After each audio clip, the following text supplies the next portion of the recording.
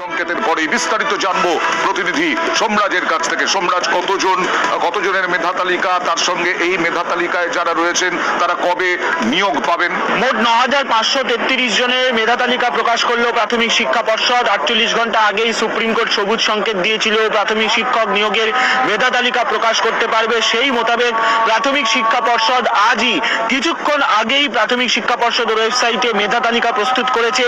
এবার কোনো জোন ভিত্তিক বা ডিপিএসসি ভিত্তিক নয়, অর্থাৎ জেলা ভিত্তিক মেধা তালিকা নয়, একটি মাত্র কেন্দ্রীয়ভাবে মেধা তালিকা প্রকাশ করেছে, যেখানে ৯,৫৩৩ জনের নাম প্রকাশ করা হয়েছে প্রাথমিক শিক্ষা পর্ষদের তরফে। আজ থেকেই চাকরির সুপারিশপত্র পাঠানো হবে।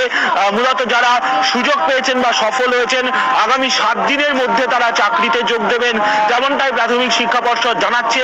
মূলত যাদের নামের তালিকা প্রকাশ করা হয়েছে তাদের কাছে আজ থেকেই সুপারিশপত্র বাই পোস্ট যাবে এবং তারা প্রাথমিক শিক্ষা পর্ষদের যে ওয়েবসাইট, সেই ওয়েবসাইট মারফতে তারা ডাউনলোড করতে পারবেন। তবে চাকরির সুপারিশপত্রের হার্ড কপি তাদের কাছে যাবে আগামী ৭ দিনের মধ্যে তারা চাকরিতে যোগ দেবেন। অর্থাৎ শিক্ষাবর্ষের শুরুতেই রাজ্য জুড়ে প্রাথমিক স্কুলগুলি ৯,৫৩৩ জন নতুন শিক্ষক শিক্ষিকা পাচ্ছে। ২০২২ সালের এই নিয়োগের বিজ্ঞপ্তি জারি হয়। ১১,৫০০-এরও বেশি শূন্য পদ ছিল এই নিয়োগের জন্য এবং সেখানে ৯,৫৩৩ জনের মেধা তালিকা প্রকাশ করলো আজ প্রাথমিক শিক্ষা পর্ষদ। ধন্যবাদ। আর মালদায়